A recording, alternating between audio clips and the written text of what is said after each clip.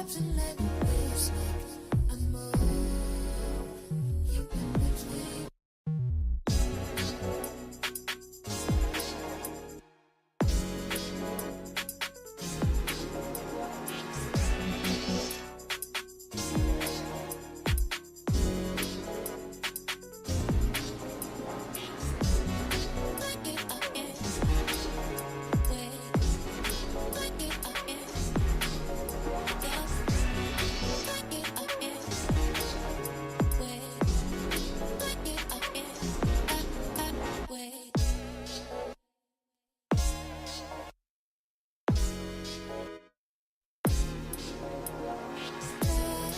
Want you other way around.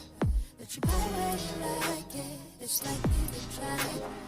Just relax and let this make a move. Keep in between. Break it up in. Wait. Break it up in. Break it up in. Wait. Break it up in.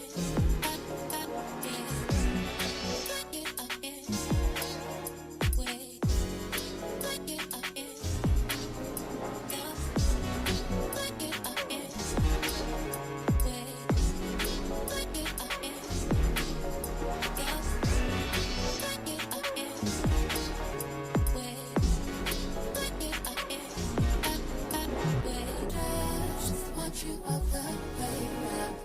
Let you buy where you like it. It's like me to try it. Just relax and let this make. What is up, guys? What is up? I hope everybody have a good day. I hope everybody had a good day, guys. We are back on full attack. Let me get on this screen. All right, perfect, guys.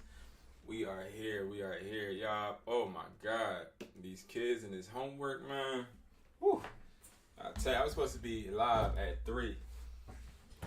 My son is learning how to read. I couldn't cheat him, man. I had to tell him, like, we about to sit here, we about to get this thing done.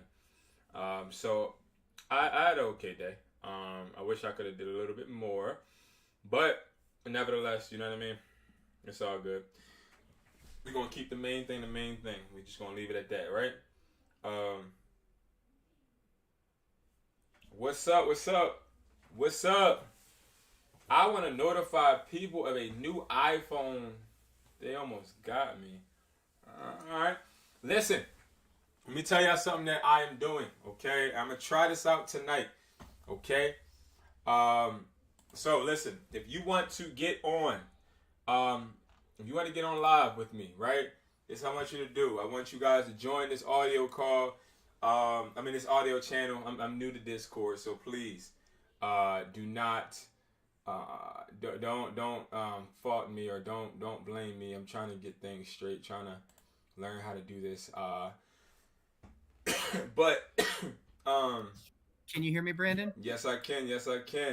I have my guy Andrew in here. Of course, man, you are such a big help, man, on an everyday basis. I've seen you today in the chat, and I just want to say I appreciate you. I really do, man. Like it's the support from you is always just appreciated, and I just can't even say enough, man. So yeah, y'all can join this chat if you guys have to ask me a quick question or anything as well. I just want to give people the ability to actually talk. And I was talking with a few people about the Discord, and we got some new changes coming to this Discord. If you are not on the Discord, make sure you guys join up. Please join the Discord, all right? Join the Discord. And one thing I do want to say is I've been watching different servers and just analyzing how people run them. And I'm not going to lie, like I feel like our community is definitely lacking hustlers, like people that actually want to talk, learn, and connect. So that's going to be something that I'm going to be really working towards in the upcoming weeks. Most likely, I'll be really nailing down to it in December, where I'm just kicking people out that ain't talking, that ain't really about nothing. Because it's like, why be a part of a group if you're not going to add to it? You know what I mean? So we just want to make sure that we are consistently surrounding ourselves around people that actually want to grow and want to improve, because that's the only way we get better, right? The way I view this Discord, number one, if you join the Discord, right? I used to welcome everybody that joins the Discord. I don't anymore because it's like I ain't even near my phone all the time, and also I'm like an octopus. I'm doing a lot of things at once, so it's like I'm not going to stress myself out. But I do want to say this: if you join, talk. Let somebody know who you are. Let somebody know what you do. Like, let us know something about you. Like, I do want to shout out some people. All right, I'm going to shout you guys out. Because I do. I really, I appreciate, where is it at? I appreciate all of you guys that, that have joined. But it's like, at the end of the day, we just want to make sure you are, talking. Like, if you ain't talking, what the heck you doing? Shout out to everybody that's joined. Laura, what's up? Esco268, what's up? Arlen7026, what's up? G1 was popping. What's up to everybody, all right? What's up to all these people, okay? Everybody, what's up? But it's just like, when you walk into somebody's crib, you gotta, say something. Like, let's talk. Let's connect. And that's just something that I'm definitely going to drill down, because I just want to keep it a positive community. Now, Disu. Okay, so the new scam is MFers are buying these iPhones off of AliExpress. That's not new at all. But I'm reading it. Hold on. Really? Yeah. Fill us in on that, Brandon. I'm not familiar with this. Well, I'm reading actually in the chat in the video. It's somebody saying buying these iPhones off of AliExpress or DHgate. Old phones inside new iPhone body parts. Oh yeah, that's something new. iPhone 12 Pro on settings, it said it was the highest gigabytes unlocked and good battery percentage. Okay. So basically, people are putting other iPhones in different shells. Okay. All right. That's definitely that's why I always say make sure that you checking the IMEI. But one thing I do want to say is the only time I check an IMEI without going into the settings is if it's sealed. But thank you so much for that, because I'm sure a lot of people need that. Like this video up, y'all. Like this video. One thing I do want to say is I did get caught. Well, I didn't get caught, but somebody close to me got caught with a clone iPhone. And those clone iPhones are very easy to spot, in my opinion. Honestly, I feel like if you get caught with a clone iPhone and you don't catch it, you tripping, because all you gotta do is turn the phone on. Stop buying phones without turning them on, y'all. Turn the devices on. Another technique I understand for detecting clone phones is you look at the IMEI, and if the numbers are bunched, that's a giveaway. And I also understand if you try to launch the Apple Store and Google Play Store launches. Yeah, yep. That's how I found out. Yep. What you're saying, but the IMEI is, I definitely agree with that. And also, if you try to launch the App Store, that Google Play Store will pop up. I know that for a fact. I've seen clones, but I've literally had people trying to sell me the clones, like telling me they're clones. I've never really had it to where somebody actually tried to trick me. Like, that's crazy. No, I understand. So, nah, they ain't Android skin. They got official iPhone software. So you're saying they're not Android software. Like, I get it. I get what you're saying. It's just the iPhone and the body. Now, that's smart. I ain't even gonna lie. That's smart. But, again, all you gotta do is check that IMEI inside. Check the general settings and make sure that it's the legit phone. But Yeah, I'm gonna be out. I'm gonna be on the look for that for sure. For sure. Thank you so much. I'm gonna just call you D. Thank you so much, D. I appreciate you. I appreciate that. But yeah. So today, right? I didn't get to make no offers on OfferUp. Today was very. Today was very interesting. Like not in a bad way, but just was very different. I definitely am the cause. So instead of actually, if it's any consolation, I tried to make up for you there, Brandon. I made 26 reach outs on whoa, OfferUp. really? Okay. No, that's awesome. That's awesome. That's a lot. So I'm assuming that you found some phones in your area. I found a couple of good that they're still mulling it over, so we'll see how things shake out in the next 24. How many conversations do you have currently going? Active probably somewhere between 6 and 8. That's good. It's not bad at all. That is not bad at all. I honestly, I've been. Oh, so this is what happened. Okay, so I didn't shoot a video of this, but on Sunday, usually on Sundays I meet with new buyers. That's like my day where I schedule all of my meetups with different buyers. Do not trust the settings, everybody. Yeah, that keypad. So #06 that brings up the IMEI. It brings up the SKU, serial number. Yep. That we used to do that in Sprint and T-Mobile. Yep. But that's that. They use that code primarily when they're trying to transfer data to make sure that it matches up. Or, I mean, I'm sorry, not transfer data, except trade-ins. So that is an official way. I agree, D. Bob, old iPhones and new iPhones is crazy. Definitely crazy, but definitely something that I see people doing. I definitely. I didn't realize they could muck with the settings like that. So no, well, it's just taking them apart, taking the whole phone apart, switching the motherboards. It's possible, but I don't know, because then the motherboard would have to connect to a different screen, which that is hard because each iPhone has a different connector.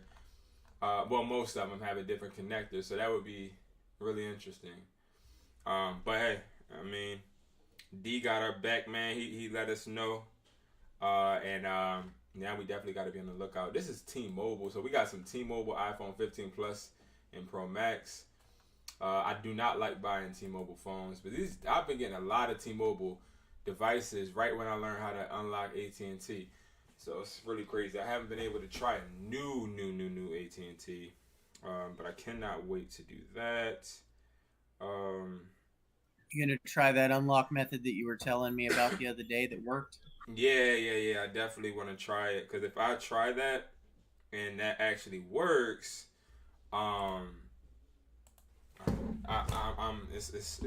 that's a game changer. Oh yeah, for sure. I agree 100%. Yeah, for the iPhone Plus. Nah, the Chinese sellers are doing it. Oh, I got you. Now what you're saying makes a lot of sense.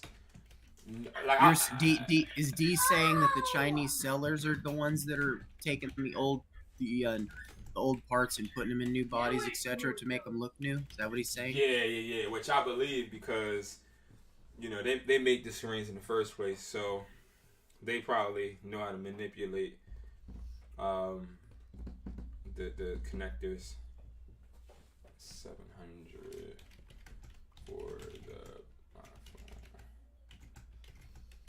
So one thing, guys, like with this title, I'm sorry, I completely forgot what the dang title of the video was, but now I remember, right? So guys, really what I was supposed to be coming on here for is I can't flip phones. What do I do? Yeah, right. So for everybody that is watching this and they are trying to flip phones, but they don't know what to do, right? You don't know what to do. You feel as though you ain't getting results. You feel like you're not getting phones. It's a couple things you could do, but first thing you need to do is realize you're the problem. I have a friend. and my friend is not a phone flipper, but we were actually just talking about. He actually met with the buyers with me this Sunday, and he wants to start flipping phones, right? And I gave him a price list, and I hit him up today. I asked him, hey, how many phones have you got? Like, did you get any phones? What's going on? He hasn't got no phones. Now, him saying he ain't... No, all right, let me tell you the backstory. So, basically, he needs the bread, okay? His car got totaled last week. He's just been going through a lot of unfortunate things, and he needs the money, right? Now, if you're somebody that's trying to flip phones, but you got a whole bunch of personal stuff going on, I'm going to tell you something. You're going to have a problem. Because it's going to be a point in time to where you're going to have to delegate, all right, should I use this money to invest into a phone or to pay a bill, right? I'm going to always tell you I ain't going to lie. If the bill is doing that first and you have a guaranteed sale, what do you do? What would I do? I'll tell you what I would do. What I say is pay y'all bills, okay? Don't do what I do. I am a risk taker. If I had a bill and I had, let's just say, $200 to my name, and I know for a fact I got me a sale or offer up or Facebook Marketplace or whatever, I'm not going to lie. Call me dumb. Call me stupid. I'm going to buy that phone, and I'm going to take that phone, sell it to a buyer, and then take my profit. I'm not going to lie. Now, why is that? It's because I understand that as a business, okay, as a business, I lose money when I save it. As a business, which phone flipping is, I want y'all to understand, you lose money when you save it. So whoever is trying to flip phones, but y'all scared because you feel like, all right, well, I got X amount saved and I'm only trying to spend this, you're going to lose money. I literally was sitting down at my grandmother's house because my son had a birthday party Sunday evening. And you know how old people are, right? Older people, I'm talking about people that, grew up, like I'm talking about 90-year-old people, okay? You're talking Depression era people. Yeah, right? yeah. So I'm sitting down with my grandma, and she's like, hey, baby, are you still doing that thing? I'm like, what thing? Are you still doing that phone thing? I said, yes, I am, ma'am. She said, you need to get you a real job. That's what she said. Wow. Yep. Seriously? Yep. She said you need to get you a real job. And that's something I'm used to her saying, right? Because that's what they're used to. That's all they've been taught. She actually grew up and worked on a farm. She had she grew up in the South, so she has her little mentality. But I say that to say, boom, she's like, yeah, you need to get a job because you need to make sure that you have a retirement fund saved up. And when she said that, all my other family, they just started talking, and we all talking. And then I said, well, see, the problem is that I'm different than you guys, right? Like, we don't communicate the same. Now, this is for everybody that's saying they're having trouble phone flipping. I don't want y'all to think I'm getting off topic. I'm on topic.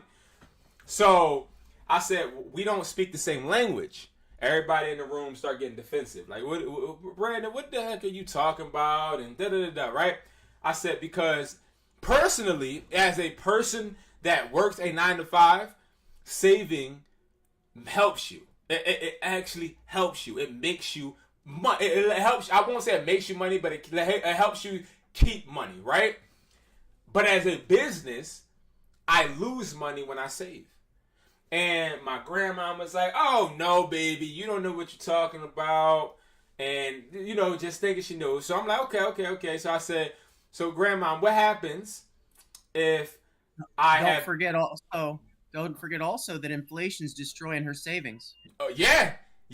Inflation's destroying her savings. At one point, I believe something happened with the stock market, and a whole bunch of people's 401ks was going down.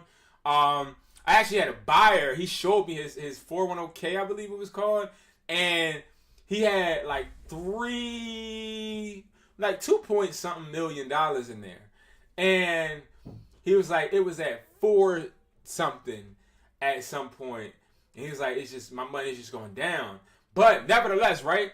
So I said, as a business, let me ask you something. If I need to market And let's say I need to market Broad Street, which is a really popular street in Philly. And I have $200. Should I save that or should I spend it on my marketing? Everybody was like, well, yeah, because with business, you want to spend it because that can generate you more money. And the reason I'm breaking this down to you guys is because a lot of you guys have a worker's mentality. Like, a lot of people are brainwashed workers, okay? And that's why you're not being able to flip phones, because you're too busy watching YouTubers instead of building your funds and spending money. You're too busy trying to find the right thing to do instead of sticking your neck out there and being okay with failing, right? If you're not okay with failing and making mistakes, don't phone flip, okay? Because I ain't gonna lie, the first phone that I got and lost money on, I still remember it to this day. You think I'm gonna make that mistake again? Absolutely not, right? So a lot of people, you guys want to be perfect, and that's the reason why you're not where you want to be. And I had to learn that. Trying to be perfect is the reason a lot of people are not reaching their goals. We keep trying to be perfect, not realizing perfect doesn't exist. It doesn't exist. So get your butt out there and stop thinking that you're too cute and that you don't need to I can do.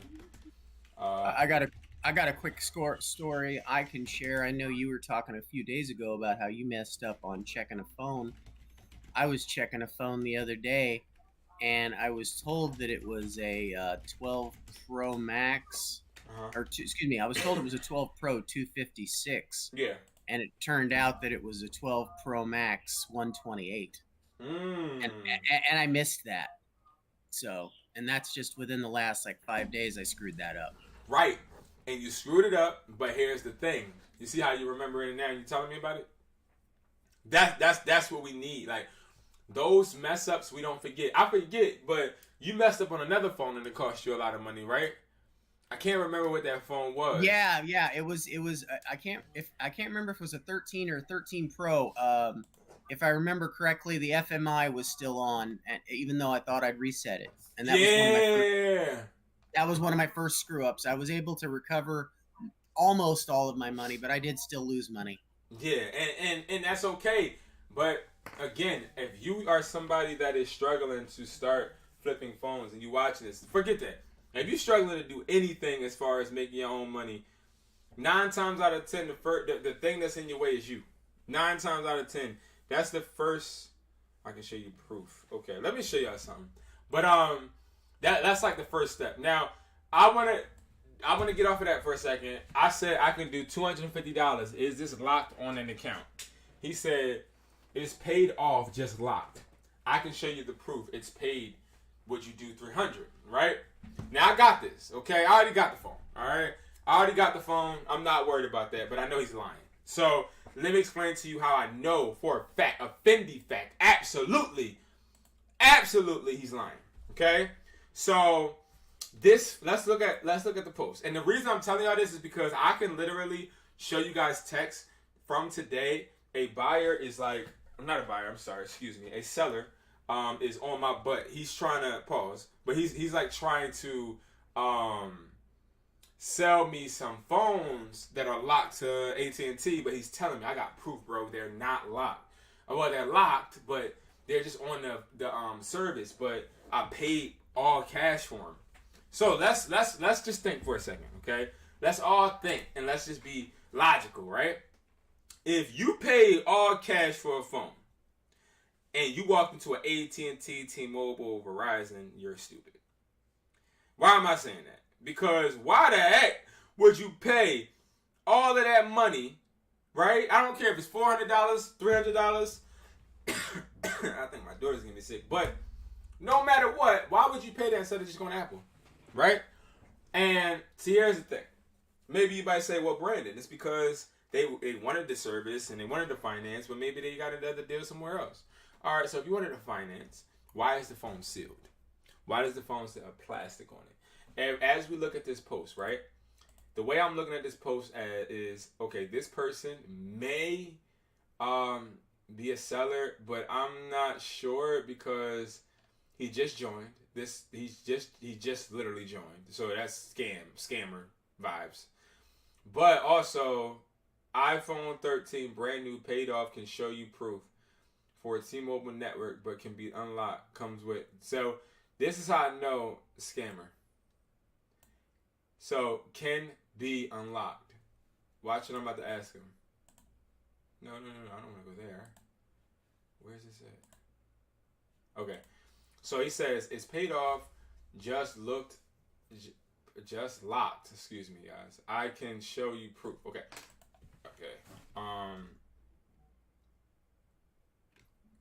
Did you why didn't you unlock? I don't want to say why didn't you unlock it. Are you going to unlock it for me? Are you? No, I'm not going to say. Are you unlocking it? You unlocking it? That's what I'm asking. So the reason I'm asking him this is because I want y'all to see something. He's going to say no. He's going to say, but you can. Why is he saying, but I can? I'm going to tell you.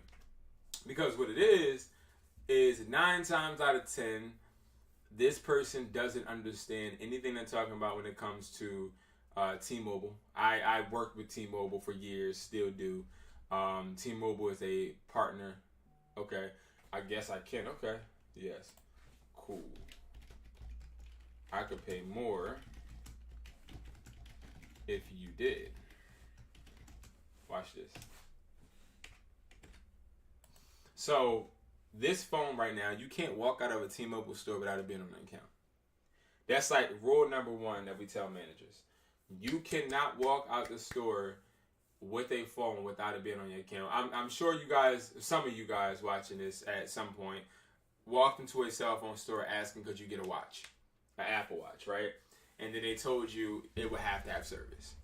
I'm sure some of you guys walked into the cell phone store and you wanted some type of, let's just say it was a tablet. And then what did they say? Exactly. It needs to have service. And this is what I wanted this guy to do. This is what I wanted him to say. He said it. Well, they said 40 days of, I don't know what that is. Yeah, that's like 6 weeks of depreciation is what that is. Yeah. He said, so he got to use it for 40 days and it will unlock, right? But I don't want to use it. It's still new in the box. So why did he get it? Right? He obviously got it to flip.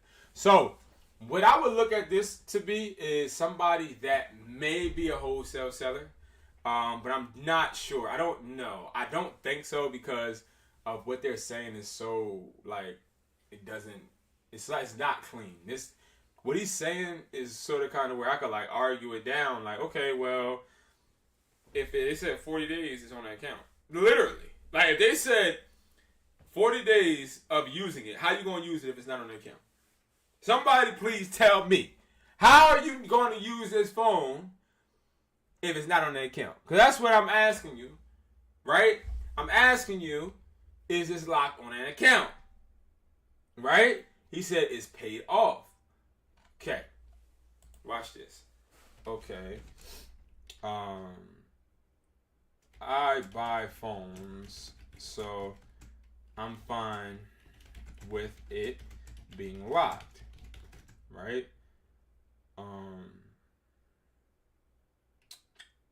Fine with it being locked. It's just hard getting it off. So yeah, getting it off accounts. Should I say getting off accounts here? Getting off accounts is hard. So he said 300, right, y'all? We offered 250. I can do. So I would get the buyers. I don't think they're gonna offer me. They're gonna offer me around 300, 350 for sure. Like these phones are trash. 13s are garbage. But I'm tripping right now, y'all. You want to know why? Because this is not a 14. This is a 13, which means we can still use a SIM card. I can do 260. right? That's all I'm gonna say. Now this is playing it tough because I really should have said 275, but I'm gonna say 260 because now I'm thinking about this iPhone 13, new in a box. That's not really nothing. That's nothing really. Can I ask a quick question, Brandon? Yes, sir. Why are you encouraged from the perspective of the sim, so to speak? Oh, I love this because it having a sim, right? It having a sim. So the way I think of things, right? I think of things immediately as, okay, it's gonna go wrong. So like I try to tell people, this goes with the theme too. Oh yeah, we got the sale. Cool. This goes with the theme of you being scared or you not seeing no results, right? Every time I flip a phone, I'm scared. Every time I'm about to pay somebody money, I'm scared. Every single time. Because if I get a iPhone, let's say an iPhone 14, right? Let's say I got an iPhone 14. Oh, this is really loud. Let's say I got an iPhone 14. So if I get the iPhone 14 and it's locked to an account, can I sell that? Can I sell that to a consumer? Black Friday coming up. Y'all got to remember. Christmas is coming up. So like, whenever I buy a phone, I have a backup plan. Every single time. Now, why? Because my buyers can, God forbid, pass away. My phone could be stolen and my iCloud could just be corrupt and I never have any connection to any buyer ever again. My stores can just get shut down. Like, I always want a way to sell. So if I find a phone that has a SIM card tray and it's new, I am 150 billion% trying to buy it because I know I can always sell it. It's sort of kind of like the product box, guys. Like, I'd rather have physical products rather than just have virtual because I know if I am butt naked in the jungle, I can still sell those. I can still go ahead, put some leaves over me and go out there and sell. If I don't got nothing but products, I'm good. I'm never going broke. I'm never going broke. And that's how I feel about SIM card phones.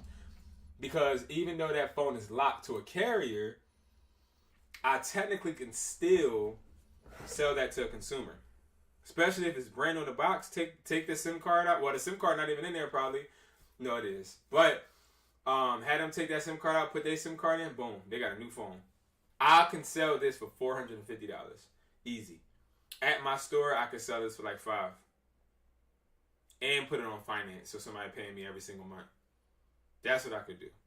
So to answer your question, Andrew, that's why. It's because even if it doesn't sell, I can list it on OfferUp, MERCARI, eBay, all these other platforms and sell it. And they be able to use it. Right, but okay.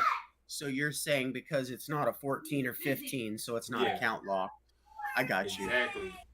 Exactly. Like right now, I'm sitting on a lot of SIM card. Some iPhone 13 Pros, 13 Pro Maxes, and 13s. I'm sitting on a lot of them because I'm going to actually sell them to people because I know for a fact they're going to be people looking to upgrade. So, and what's $400 to somebody that wants to upgrade a phone when you see how expensive these devices are? So we just got to think about just scenarios. So yeah. So if you are somebody that's just thinking about starting out and you scared, I definitely want you to know, like, go ahead and invest in something. Get out there, get your feet wet, and make some offers. You miss all the shots you don't take, and that is a Fendi fact. You never get great without putting your balls on the line. Yes, I like that one. I like that one, and that really is a fact, right? So we always want to make sure we put our best foot forward. Always. Now, if you're somebody that, let's say you got a budget, you've been making offers on, let's just say OfferUp. You've been making offers on OfferUp, or you hit me with the thing everybody hits me with. Hey, it's no devices in my area, right? and I have a video coming. Well, a video came out at 8 o'clock about this. If you feel like there's no phones in your area and you're having a hard time, why are you not outsourcing? Why are you not trying to talk to your friends, family members in different states and hiring them? Why not? Or, yeah, hire them. Make them sign a 1099. I don't know if y'all know what a 1099 is, but that is signing somebody basically as a independent contractor. Because remember, we are a business, okay? And if y'all don't know, you feel me?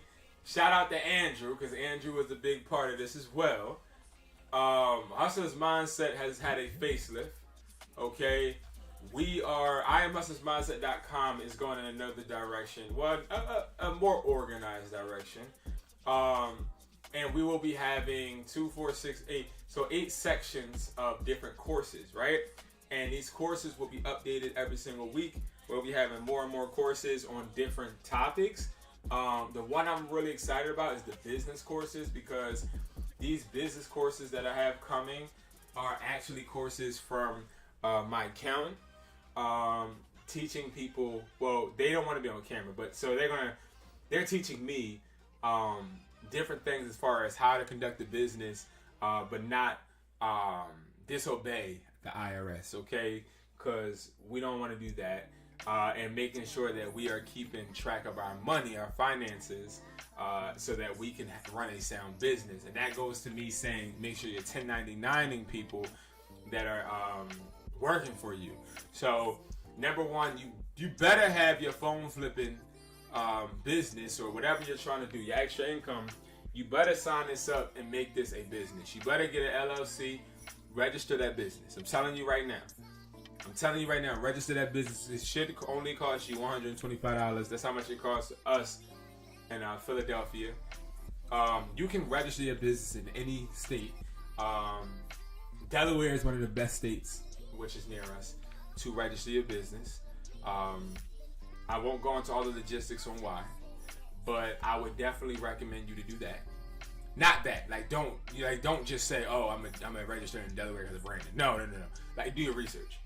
But what I will say is making sure that you have contractors out there that are looking for phones, flyering for you.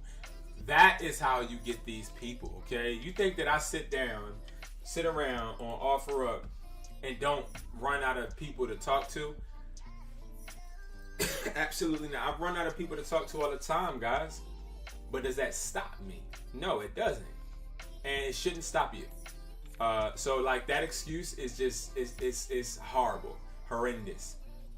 Okay, I don't really like hearing that excuse because honestly, we all know people in a different state, right? We all know people in a different state.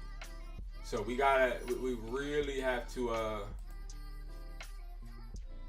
stop making excuses. Hold on. It look like it's a girl that's selling this. Now, why am I saying that? I'm saying that because why? I'm not even gonna check the IMEI. What I'm gonna do, I'm just gonna offer her. So she said, iPhone unlock 15 Pro. That's not a lot of money. She's tripping. I thought it was Pro Max. So 15 Pro. Oh, actually, 15 Pro unlocked. 256.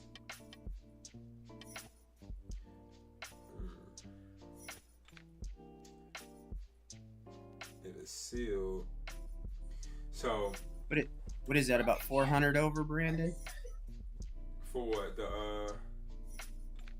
As far as what it should be. Yeah. Right now, the market is looking like it's going to be around 940 or $60. So if that's the case, right? What we're going to do is we're going to whip out the calculator and we're going to say 940 because we don't want to risk over pricing this. So 940 minus the $60. will offer 880. Is she gonna take 880 when her price is at 12? Doubt it. Now, I don't like trying to get 15s. 15s, I'll take them if they fall in my lap. But why would I spend $880 on a phone when I can spend $880 on two? Why? It's simple, guys. Like, phone flipping is just so simple, it don't even make no dang sense. Like, why would I do that? Right? And as I'm talking and saying that, I'm literally talking myself out of even saying anything to her. But I can do I don't like offering on high-end phones anymore. I'd rather just deal with 14s or 13s. 13 Pro Maxes sealed are worth a lot of money because they don't make them, and they don't make that many. Here we go, iPhone 13 Pro Max. Oh, it got the plastic on it, y'all. I mean, they put the plastic back on, but like new T-Mobile, but it's unlocked. Why are we running into a whole bunch of BS? When you see like new T-Mobile, but it's unlocked, it's definitely T-Mobile. Hey, is this on a account? It's fine if it is. 13 Pro Max 128. 13 Pro Max 128. 13.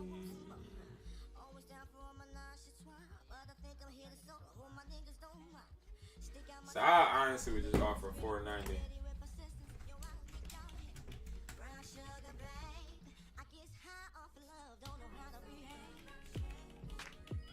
What's time, yeah?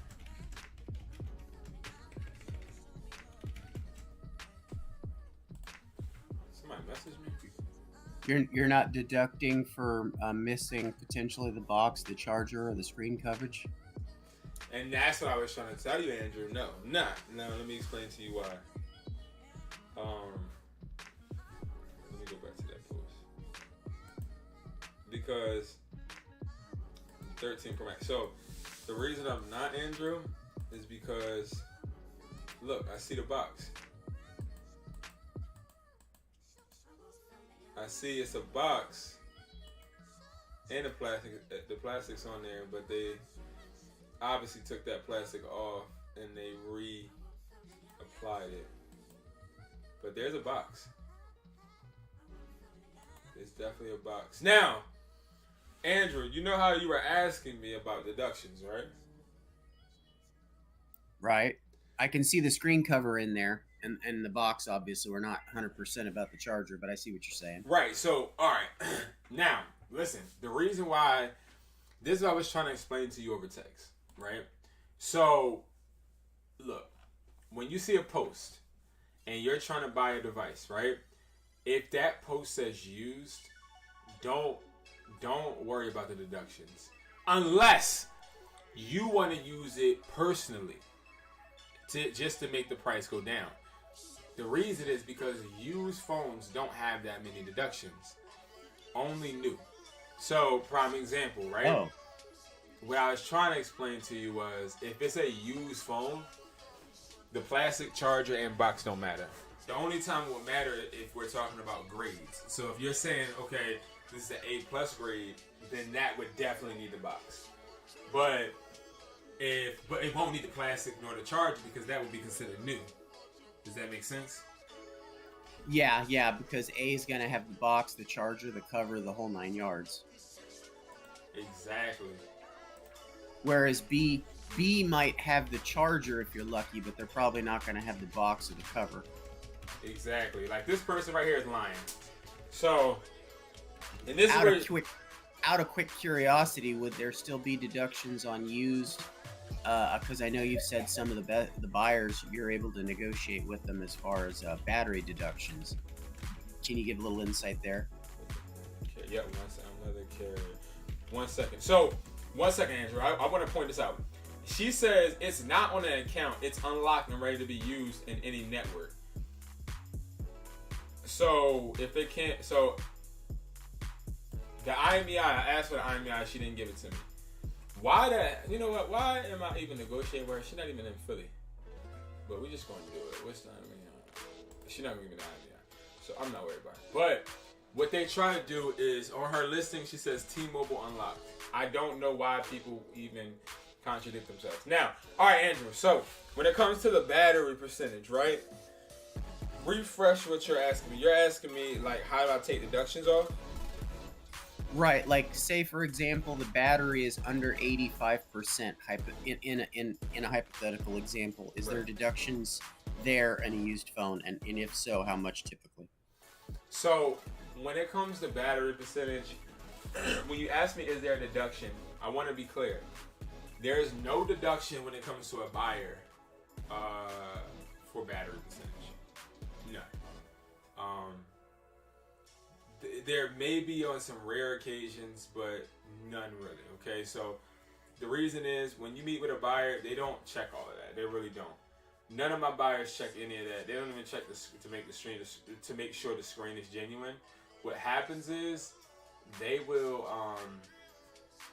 ship it overseas, and let's say the screen just stops working, then they'll contact me and let me know, and I'll actually have to reimburse them. But I haven't had that happen in a long time. So battery percentage, what I tend to do is if I need to have leverage, what I'll do is if it's under 85, I'll take $20 to $50 off. So if it's 60, 50, I'll be like, man, listen, I gotta replace this battery. So I gotta take, 60 or, well, not 60, 50 off, 20 off, 10 off. But that's only for me. That's a bullet point for me to be able to just negotiate. Battery percentage isn't really much to worry about. A lot of people only use that just to make sure that they have bullet points. So I wouldn't really worry about that unless you need it. They're basically using it to help ensure the deal is a profitable one for you. Exactly, and that's what a lot of people do because it works. Because people really think that. I know. I was talking to somebody in Sacramento just yesterday, and they said they could beat anybody's prices. And I said, okay, well, put up or shut up. What do you pay for a 12 Pro Max? And they said, oh, well, I'd pay this. And I said, really? Do you have any deductions for this, or this? And they said, no. And I said, what about battery at 77%? And they said, oh, that's minus $80. And I was like, Jesus. So here's the thing, right? I'm gonna tell y'all the truth. Anybody can beat anybody's price. And the reason I'm saying this is because I actually ran into somebody like 2 days ago, and this guy, and this happens all the time. When I meet with these buyers, they'll say, "Yeah, I can beat anybody's price." My Chinese guy, right? He'll tell me, he'll be like, yeah, I could be anybody's price. Price is good and all this other stuff. Everybody's price is the same. Now, let me tell you though, everybody's price is the same, but not everybody is willing to go down to a certain amount. Just like we want to make, just like some of us want to make $100 profit, some buyers, they want to make a certain profit. That's what makes prices different. But I guarantee you, everybody can beat anybody's price. I haven't met one person that can't beat somebody's price if they really wanted to. But you want to know something? It all comes to play of how many phones you're getting on a daily basis as a buyer, and also how long you're going to keep this client. So, like, if I'm gonna keep a client or a seller, if I want to keep this person for 3 months, I'm giving him the best prices on earth. I'll take a $10 profit. Because in my mind, it's like, oh, he gets phones on a regular basis. I'm going to gain his trust, and then I'm going to hit him hard. That's exactly how they think. So, like, you have to really understand price doesn't matter when it comes to buyers. You want to know what matters? The relationship. Why does the relationship matter? Because you can have a buyer giving you crappy prices, but he builds a relationship with you and starts to look out for you. Y'all want to know how I became a cell phone buyer?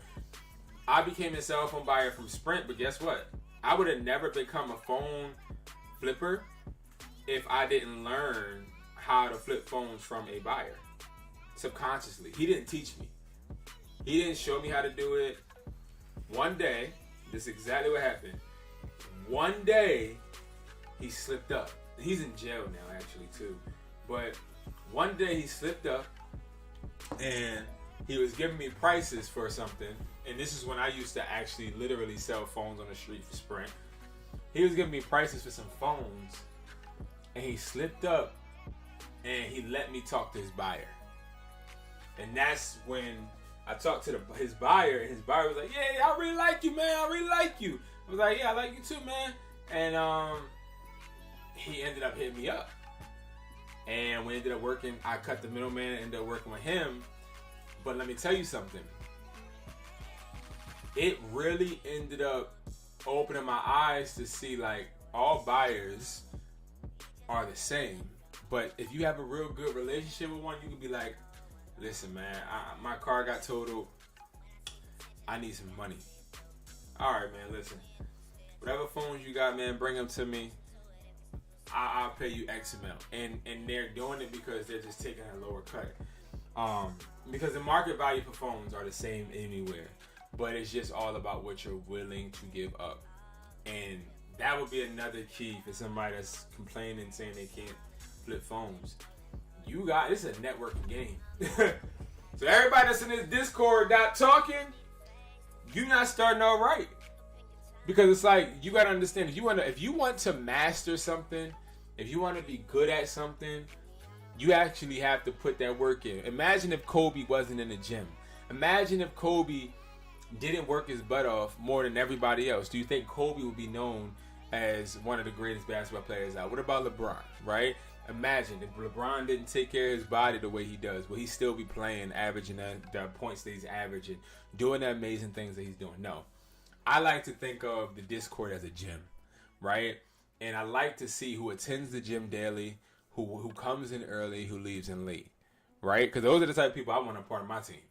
I don't want no person that comes and hops in and out. I done seen people in that Discord, right?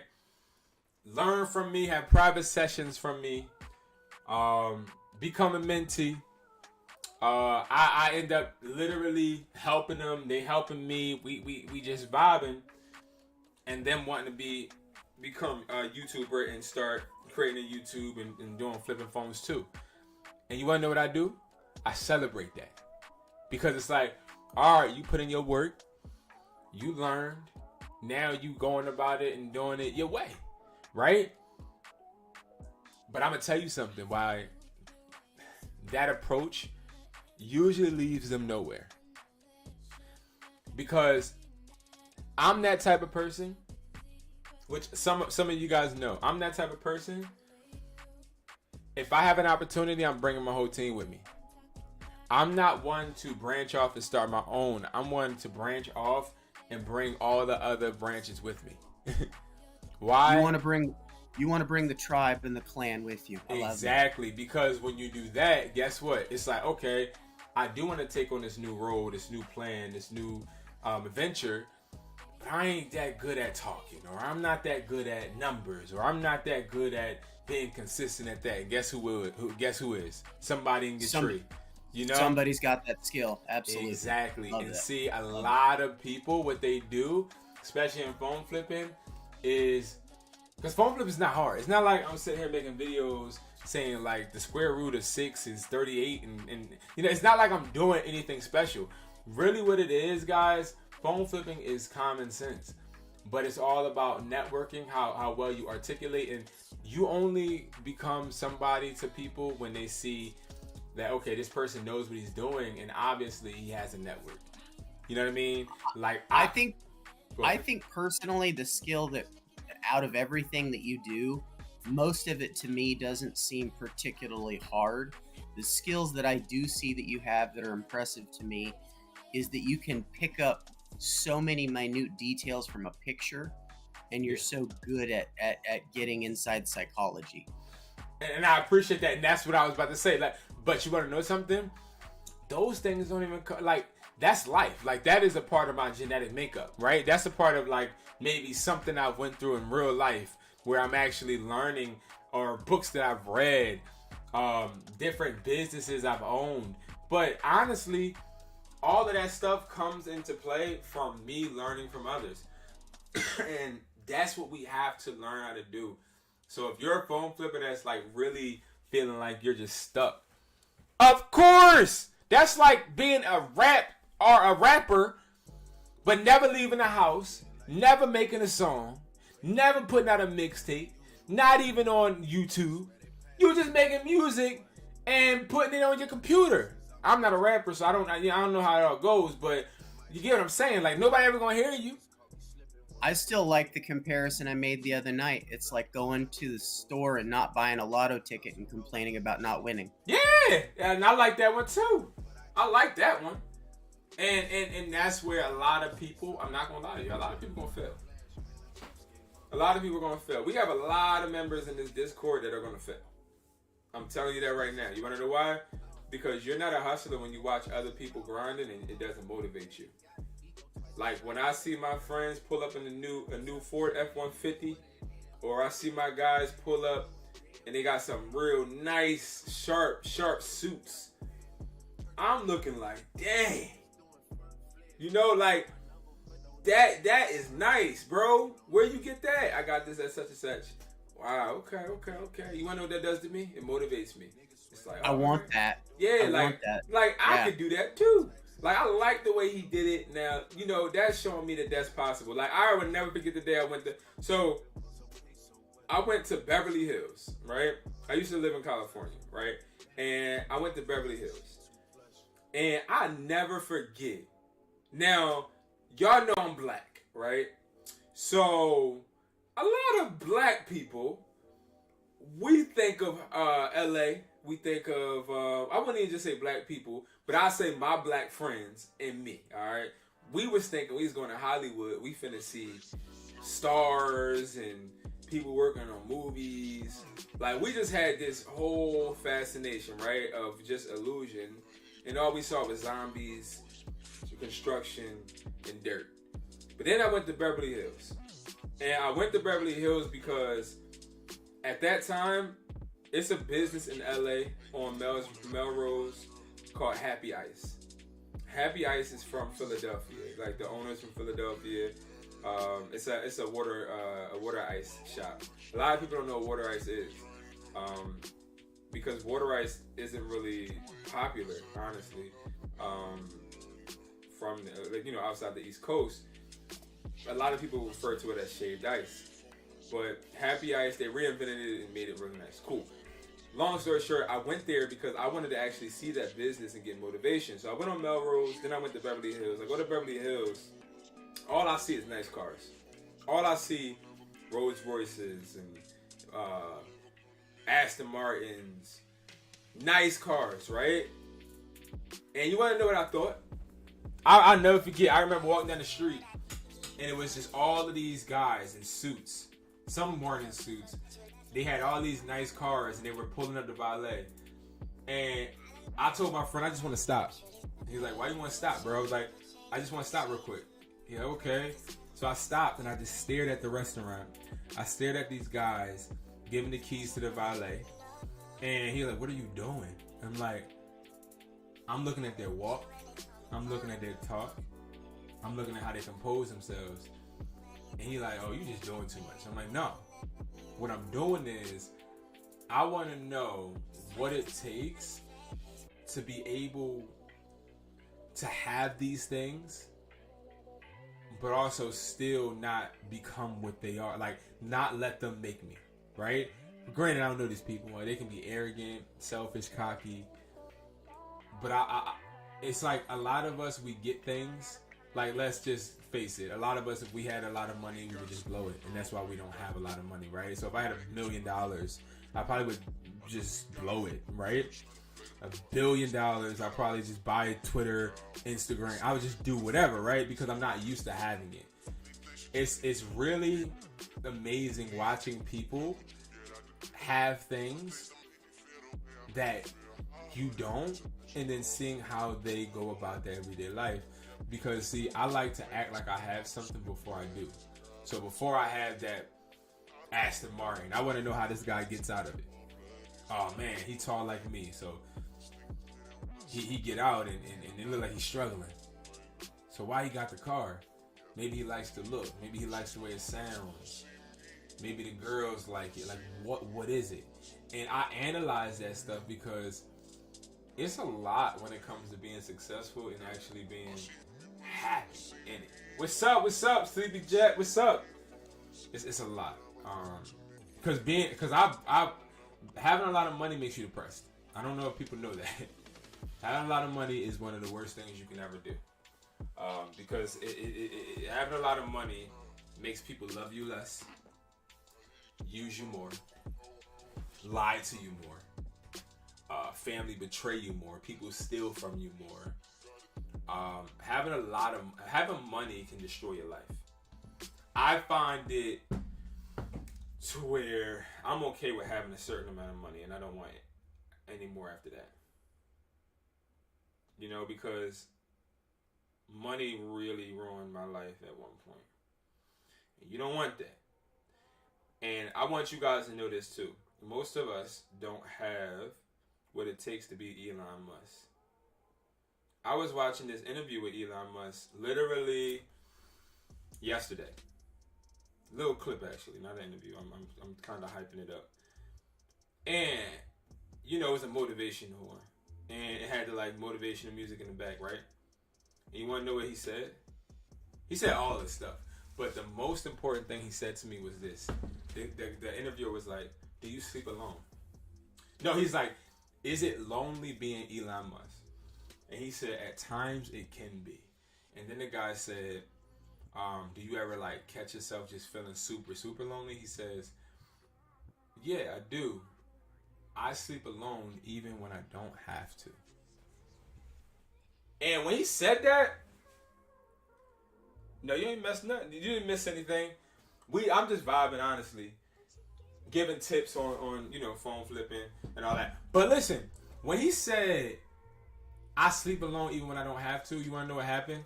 I thought to myself, how powerful is that statement?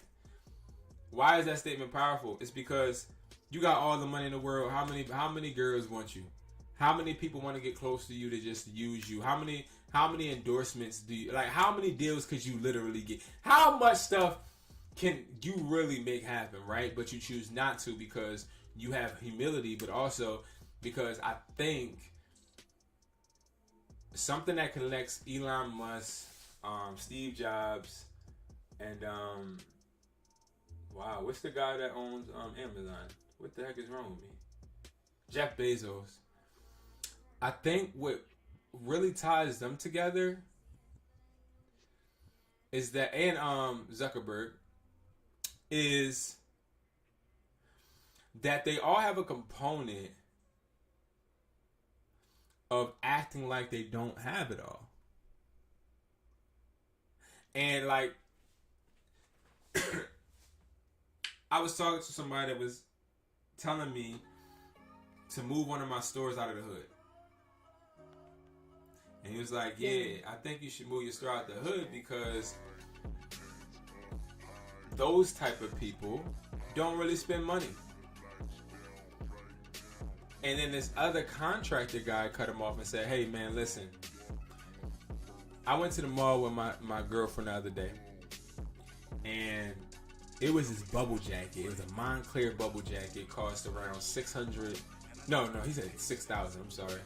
Around like 6,000 something, right? He was like, I want that jacket. So I told my girl that I want the jacket. He saw it was 6,000. He said, heck no, I can't get that jacket, right? But then he went to the hood to go to the corner store to get something, a cheese stick or something, right? He said he gets out the car and he sees two individuals with that same jacket on. And then he says, you want to know what that tells me? That certain people will spend money, but they're going to spend the money on what they want to spend it on. They prioritize it how they see fit. They prioritize it how they see fit, how they know. So it took a long time for me to recondition my mind to not want that jacket, to not want the best clothes, to not want. I have a lot of designer stuff, but that stuff is very, like, y'all don't see me wearing it. Like, y'all see me in hoodies every day. Literally. Then I think about it. I'm in hoodies every day. Joggers, sweats, every day. Because it took me so long to put my Balenciagas in the closet. To put my Pradas in the closet. I go out occasionally, I wear my Pradas. And then when I wear my Prada, what are they? Prada, they're like the new Prada shoes, right? And I go out, people ask me, hey, how much did those shoes cost? Because they really do look nice. They're like, how much do the shoes cost? I'm like, you just might want to Google it. They Google it. It's around $2,000-3,000, right? Then they look and they're like, oh, you rich, and all this, right? And here's the thing. That makes me feel, when they say that, it makes me feel broke. It makes me feel like that person on the street corner with the Montclair jacket now. Because that $3,000 could have went, plus sales tax, could have went to phones. It could have went to another building. It could have went to another employee. Right? That's why a lot of people are not successful. Because they have that Montclair jacket analogy mindset. Whether you brown, white, any color, blue, green. When you say they got that Montclair jacket, you're saying they're not prioritizing the right thing. They're not prioritizing the right thing, or they're and not even just that, Andrew, because you gotta think about it. I can't expect somebody that's not used to having nothing to appreciate money, right? Because, prime example, if you get into an accident, you get a settlement, right? But you live in the hood, never been on a trip before. What you think you're gonna do with that $500,000 they give you? You gonna go enjoy your life, Sure. right? But I can't blame that person, and I've seen it happen to somebody close to me. Blew around $500,000 in 6 months, and Yeah, I know. I know personally, my wife and I have both stated that if we ever come into money like that, we're gonna set aside 5 or 10% of it to piss away and get it out of our system. yeah, and you have. That's all I was about to say. I can't blame it because sometimes you have to do that.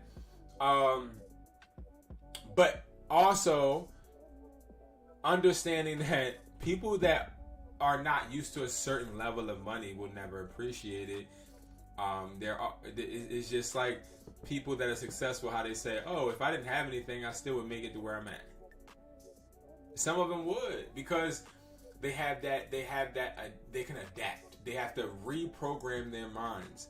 And that's what I hope a lot of people are doing when they watch my videos or hear me talk like this. Because honestly, I'm not really saying much about phone flipping, but if you really listen to what I'm saying, if you really took the time to understand the rambles, the rants that I be having, you'll really start to understand a little bit of my mindset and take away what you need. Because everything I say you don't need, right? Everything I do won't work for you, right?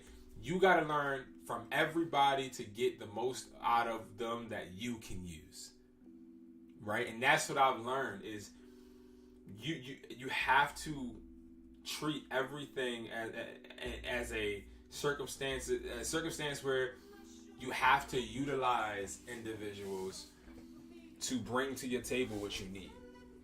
And that's where we all fall short in some type of way, and it's sad. But if you It's like go ahead. it's like picturing your life as a tree, and all those people in it are branches of that tree, and you need all those different branches. Mm-hmm. You need them.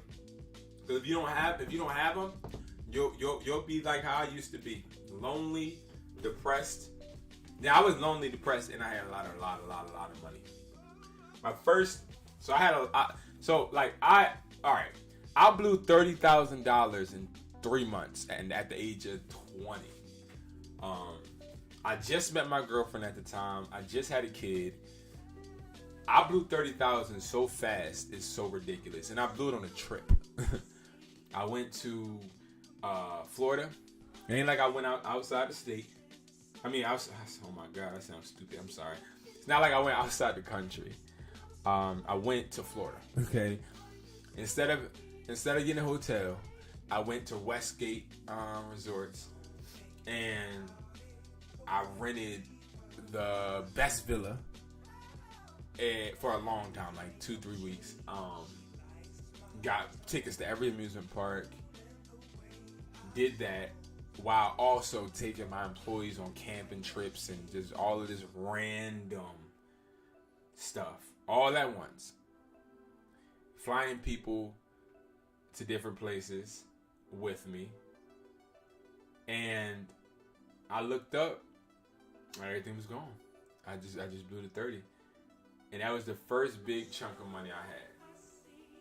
Can I ask you, Brandon? Go ahead. Any of those people that you did that stuff with, are they still in your life, or have they just kind of like drifted away? So that's the funny thing, right? So I blew a lot of money on my friends, right? And one of my friends you guys know, his name is Lamar, right? So I blew a lot of money out on my guy. A lot of money out on him. And y'all know how me and Lamar are very honest. Lamar was a yes man. Lamar was a yes man. And so I would find myself blowing money on people because that's what made me feel like a man. That's what made me feel like a boss. That's what made me feel like I'm actually doing something. Because you know how you see the movies where people taking care of their family and they taking care of people and they go on trips and everybody don't got to worry about nothing because they with you. That's all a facade. I promise you. I promise you. That's all a facade.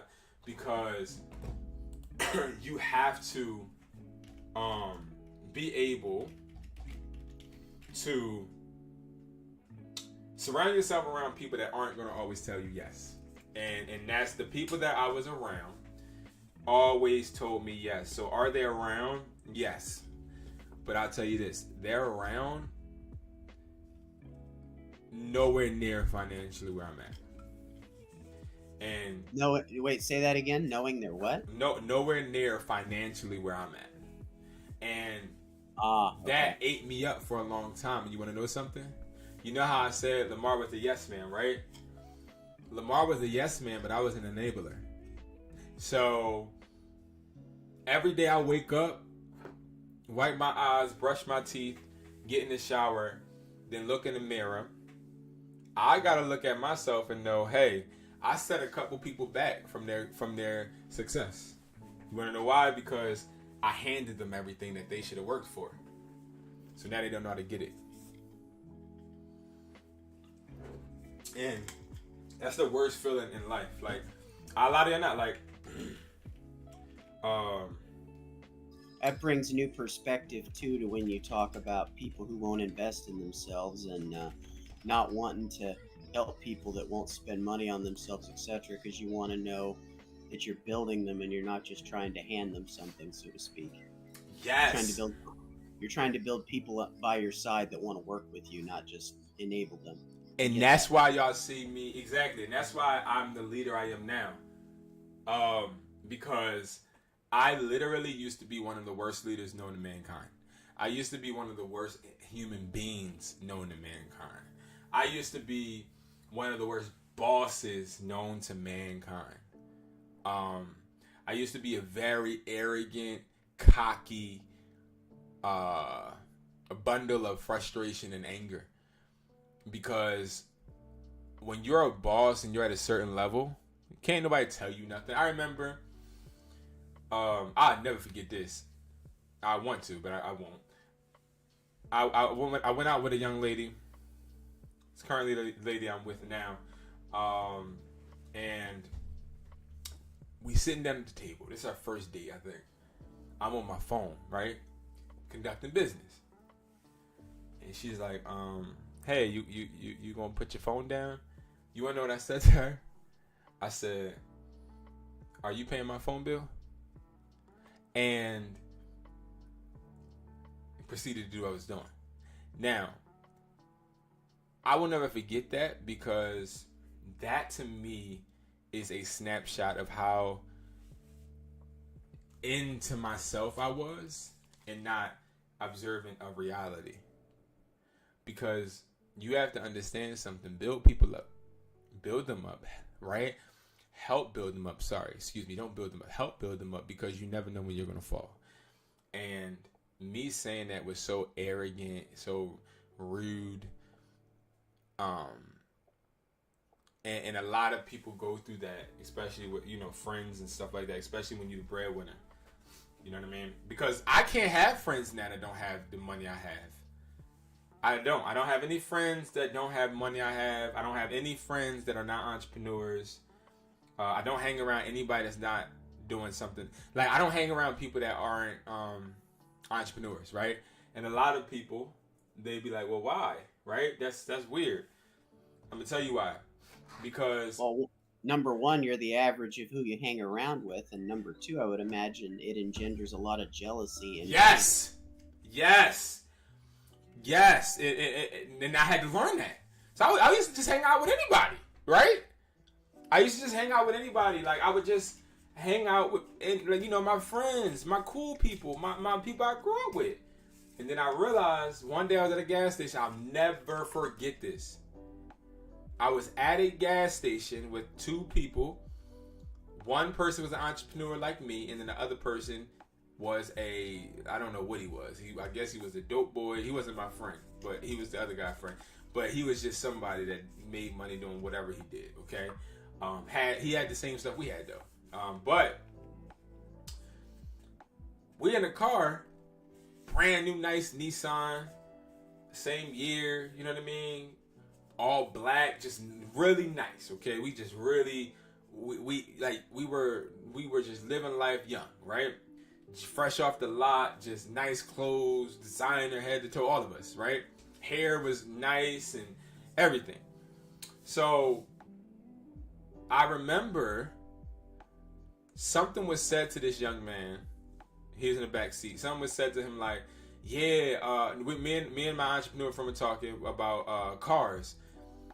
And as we're talking, we heard a guy in the back basically saying like, nah, y'all lame. I would get a track hawk, or I would do this or do that.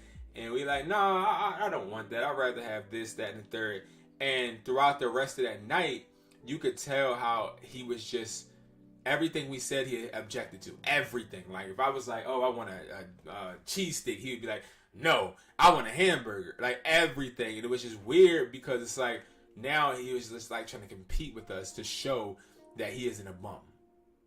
Because we were talking about things he didn't know existed and places he hasn't went. And I guess it was more so he felt like we were trying to down him. When we were just talking. Everybody was just talking. It was his insecurity manifesting. Yeah. And so, long story short, this person ended up trying to get us set up. And that taught me a lesson. It taught me that, you can't hang around just anybody. Because people that don't take the risk, have the stress, deal with the multiple, headaches you deal with, they'll never understand you, and they should never be in the same room as you. They should never be in the same room as you. Now, it makes sense. You definitely got to be a gatekeeper. You do, because if you surround yourself around people that aren't used to the things that you have, then when you get them around those things, they can become jealous. Or, I'm going to tell you what happens. It's the opposite. They think that they can do what you do and end up trying to compete against you while y'all should have been, just being buddies or joining forces together. They'll try to compete against you to show that they can one-up you. And lo and behold, they always end up in a pit of nothing. Always, and then they'll blame you. Always. Totally. I mean, don't get me wrong. I'm not at your level right now, but when I look and see what you, I realize you're not like uber successful, so to speak. Yeah. You're at a level ahead of me, and yes, I won't lie. There's a certain level of envy, but at the back of my mind is I need to get to that level. I need to figure out how he got there. I need to ask him questions and figure out how I can get there. Because ultimately, I want to teach my children, my sons, how to get there so that they're never dependent on anyone else. I mean, not to say that they won't have friends around them, but that they're never reliant upon somebody else. And you want to know, and you want to know something? That's the beauty, right? The beauty is what you just said. As far as you want to learn, right? It's a difference between, and I'm being dead serious. Some people don't even want to learn. They literally get around you, and they like, well, if he can do it, I can do it. Oh, I'm starting a business, or like I lie you not, and this happened. One of my buddies started a business, and the business didn't make no dang sense. He just started it. He just started the bit. Like when I tell you it didn't make no, I don't want to say what it is because it's going to give it away. But it was just, he just started a business, and the business had nothing to do with him. Nothing to do with anything he liked. Nothing to do. And I was just about to ask, what was it? It was just a horrible idea. But the guy was like, yeah, man, I got to stop, depending on you and just being around you, Brandon. I'm going to start my own thing and da-da-da. And I knew it would fail in 3 months, and it did. And here's the thing. It's a difference between saying, yo, bro, because I do this all the time, especially with real estate. Like one of my weak points and something I want to learn is real estate, right? So I ask people, hey, I'm ignorant when it comes to real estate, bro. I need to surround myself around you, right? And you want to know what I do when I surround myself around them? I shut up. That's what I do. I shut up. I just shut up.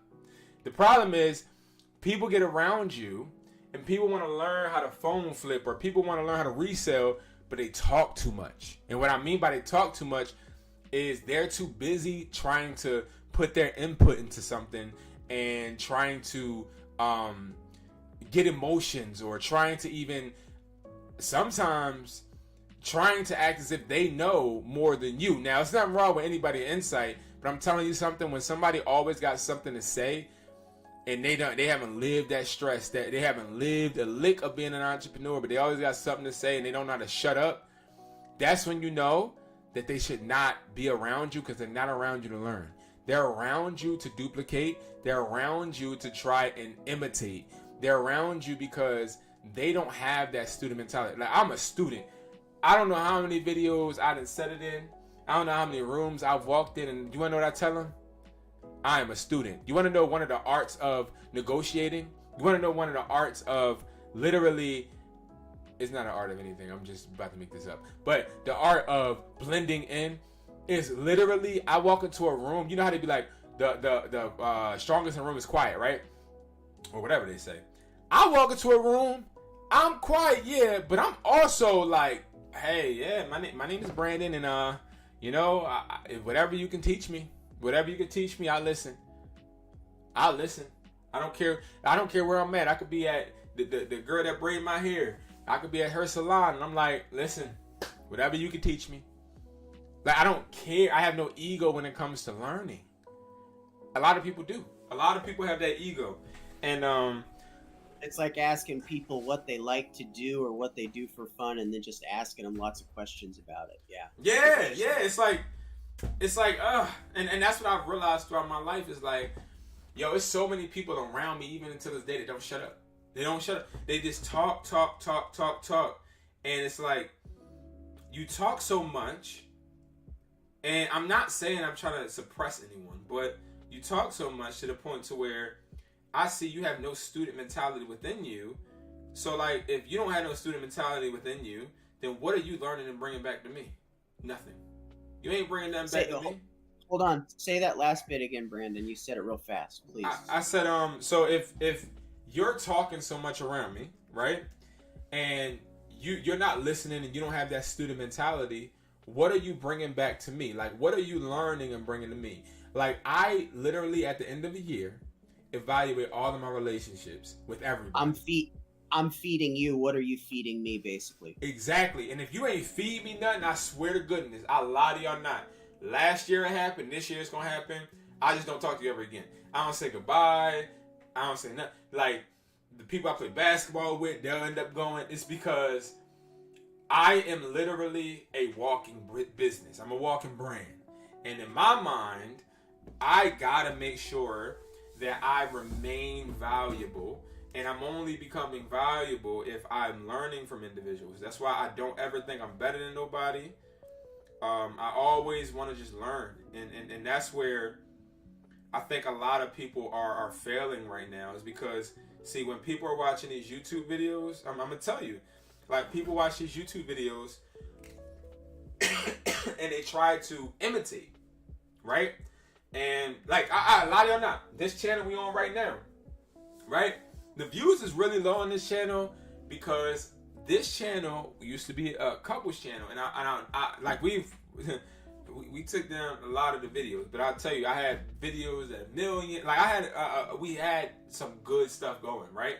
But what happened was, if I remember correctly, wasn't it like pranks and stuff that you guys did? Yeah, all of that. Yep, pranks and everything. We were in a YouTube house. I mean, not in a YouTube house, but we had a lot of things going. But here's the thing. What happened is we were trying to what? We were trying to imitate.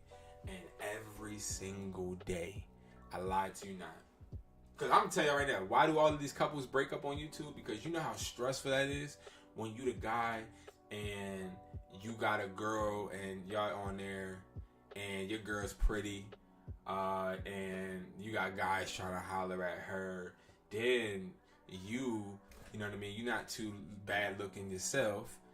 So you got that. You go to airports and girls trying to take your number from, you know, the rental car desk, or you're sitting there trying to stay consistent uploading videos, but then you got the other party, the guy, he wants to go and party and do this, or, you know, go ahead. You definitely have to have some loyalty and trust with your partner to be able to do that shit. Yeah, you do, right? And on top of that, you got so much stress because it's like, okay, my video hit 200K, all right, but my other one hit 500. So what am I doing wrong? And oh, okay, I got this video to 1 million, but it was I want to have a baby prank, and I don't think our kids can see this a couple years from now. So I gotta figure a way how to duplicate it. It was just so much, right? Or you at your apartment and you got people finding out where you live and doing weird stuff. Like, that stuff is very stressful. So what I learned was doing things trying to replicate other people's success is going to only lead you to failure. It's inevitable. It's inevitable because we had so many supporters, but we also had so many haters. We had people that were just very rude, talking about kids and all of that, right? But that comes with the game, right? But we were making videos that we didn't even like. We were making videos we didn't even like, you know, and that weren't really us. But it was trending and stuff like that.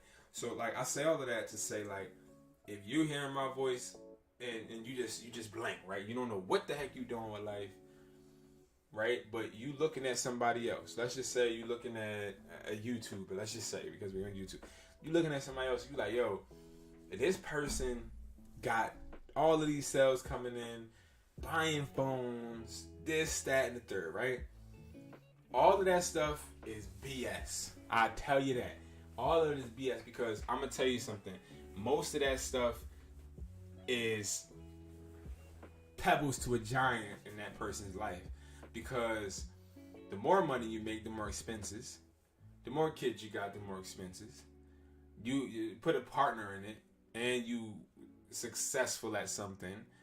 Now you're trying to be successful at being in a relationship plus, you know, your business. But then when your relationship goes south, or maybe something happening in the household, now you still got to be steadfast when it comes to your business, which is hard because now your personal life is falling apart.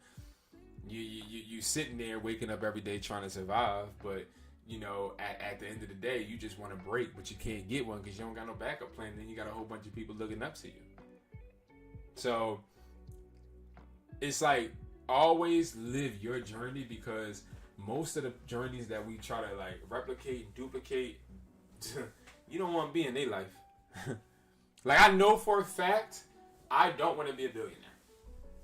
I know for a fact if somebody was to tell me, hey Brandon, do this and you'll be a billionaire, I'll do it, but I'll guarantee you my life be horrible. Y'all thought I was finna say I wouldn't do it. Then I ain't gonna lie. I do it, but I guarantee I'll be one lonely, rich person by myself, because that's not what I'm meant to have. I don't have the work ethic to be a billionaire. I don't.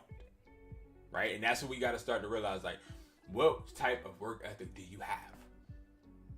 Right? Not everybody has the work ethic to be a billionaire, millionaire. Not everybody got that. Because you want to know something? All of those people out there that got kids, you want to be a millionaire, guess what's going to have to be sacrificed? Not as far as like killing or anything like that. But I'm saying, like, guess what's going to have to be sacrificed? Time with your family. That's what's going to have to be sacrificed. You don't want to believe me? I guarantee you. I guarantee you. Because once you start to blow up, a lot of opportunities show up. And you want to know something? You're like, oh, well, no, I won't take the opportunities. I'll sit home with my kids. Yeah, okay. Okay, but little Peter over there, he wants a tree house in the back. He want a big yard with a pool. So what you gonna do? What you gonna do? What are you willing to sacrifice? And see, that's what a lot of people, even people I surround myself with today, right? They don't understand the sacrifice that it takes. Right? Sacrifice that it takes. You know what I mean? Because stress is not good for your body. But you know, like that's people be asking me, oh yeah, like, but you own. I have a friend, well, not a friend, an acquaintance. He's like, yeah, you own the store and you do this, and bro, like, just show me, bro. Like, bro, you wouldn't last a day in my dang shoes. Not because you ain't capable, because you ain't willing to sacrifice smoking weed. Not smoking weed. I don't smoke weed. You're not willing to sacrifice not smoking or not drinking.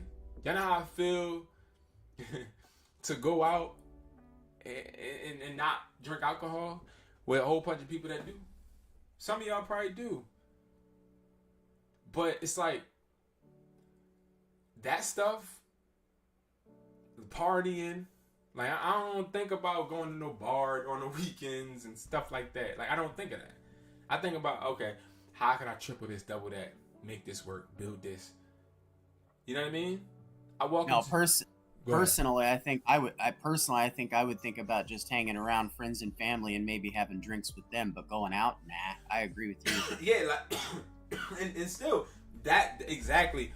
And you want to know something? That's what I think your healthy balance is, and that's what it should be. You get what I'm saying? I think that's what it should be. Like, I feel like a lot of us need to have those moments where we're chilling with our family and we're living that life to where we're not too comfortable, but we're content because we still get to share those moments. I'm gonna tell you this right now.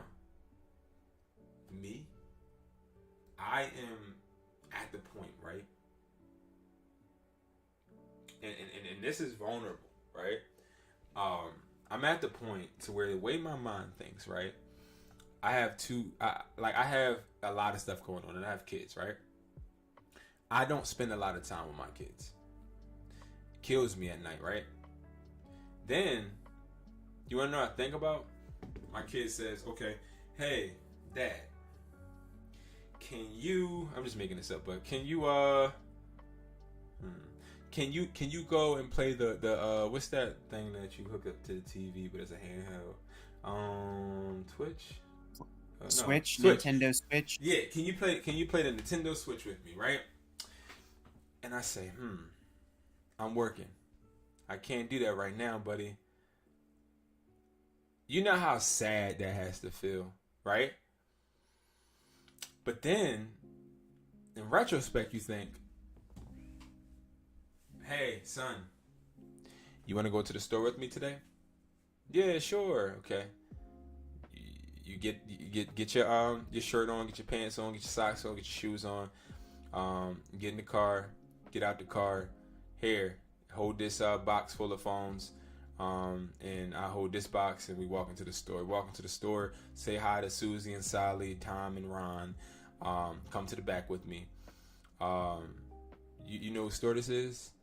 Yeah, it's your store. Okay, cool. All right, so sit that box down right there. And what I need you to do is I need you to put stickers on these. I need you to do this, that, and the third. And you spending quality time doing that, right? And for the longest, I felt bad, right? Until today. Why do I not feel bad? I don't feel bad because... Hopefully because you realize you're teaching them what to do, what you are doing now in the future, so they can do it too. Exactly. And that's exactly what I want for my sons. Like you talk about not wanting to be a millionaire. I want to do like what me and I Will Collect talked about. I want to build a family bank so that as the family goes on, that bank becomes bigger and more powerful, and all the family members are successful. Yep. And that's the thing. Like my daughter, like I think as we have sons, you know, sons are great, right? I didn't want a son at first. Like I never forget the news when I first found out, because I really wanted a daughter bad. I don't know why, but I found out I was having a son. I was like, dang, right? I was just like, oh man, another me. I was just like, right? My son is just so awesome, great. Doesn't look nothing like me, but has the personality traits of me, and is just a great human being, right? I'm laughing because I totally relate, Brandon. My youngest son looks more like my wife, but he has my stubbornness and my bad temper, and I know there's gonna be some ugly moments. Yeah, I know that too, right? And the thing is, right, it's beautiful. And then I had a daughter. Again, looks nothing like me, but very emotional. But that definitely is very. I could tell she's a leader. She's not a follower. And I never forget, you know, taking her. I want my kids to realize that I don't have time to play games, right? I remember my son telling me, you know, I had career day at my school today, and I learned this and I learned that and I saw that and I saw this. Like, oh, cool. I said, did you see an entrepreneur? He said, no. What's that? I was like, somebody that works for themselves. Did you see somebody like that had their own business and X, Y, and Z? He's like, no. And this is like way before I started taking to my business and stuff.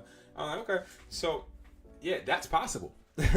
That's possible. And a lot of people don't tell their kids that. That's possible. Did you know that this coffee shop, Starbucks right here, or McDonald's, you know you like McDonald's or Chick-fil-A, did you know that you can make one of those? Like, a lot of people don't have those small conversations, but we are quick to say, okay, yeah, all right, let's go ahead and go to the arcade today. And then next week we're going to go to go-karting. And all that stuff is great. Fun stuff, but no substance. No substance. Exactly, right? And all of that stuff is good. Don't get me wrong. But what I realized today when I was just thinking, also looking at literature and different books is, Brandon, stop being so hard on yourself, right? Because what you need to realize is that you showing your kids that time is one of the most valuable things in this world. No, sorry, excuse me. The most valuable thing in the world.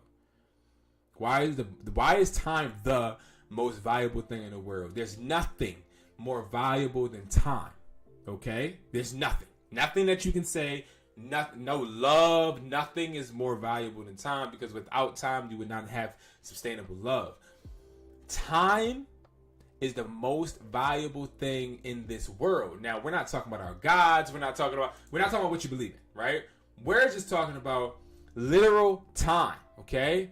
But showing your children what you do with your time will build them way more than them having a go-kart session with you, playing games with you. Now, don't get it twisted. All of that stuff needs, I think, to be done in a healthy way. But I think as they grow, we need to make sure that we show our kids we're busy. We show our kids, hey, listen, I know I just got off a 9 to 5, but now you see me in the office working on phones, making offers. Hey, Daddy, why you got all these phones? I buy them and resell them. You resell them? Yeah, I do this. It's like all of that stuff. Because my children... You're not pursuing just fun, and you're not pursuing just substance. Exactly. A little of both. I'm trying to get a little bit of both. And I'm gonna tell y'all, like, that's one of the hardest things. Like, if when it comes to just like looking at like my life, prime example, my life is horrible. Like, my life is definitely my life is definitely not what I'd imagined, right?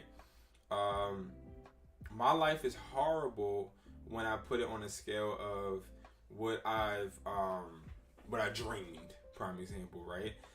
But I will also say my life may be horrible in that retrospect, but my life is beautiful because even though it's not how I wanted it to be, I am still here.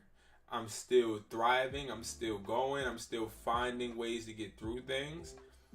And that, guys, is the ultimate prize. The prize is not money. Like, I can wake up tomorrow and play 2K if I wanted to. Like, my life is crappy. But you want to know what I got? One thing I got that makes my life very, very beneficial. The one thing I got, time. Or you could drive your Tesla. Yeah, right? And it's like, it's beautiful because it's like, that stuff is what I love, but I also sacrifice peace of mind, I'm not gonna lie, for it. Then that's the truth.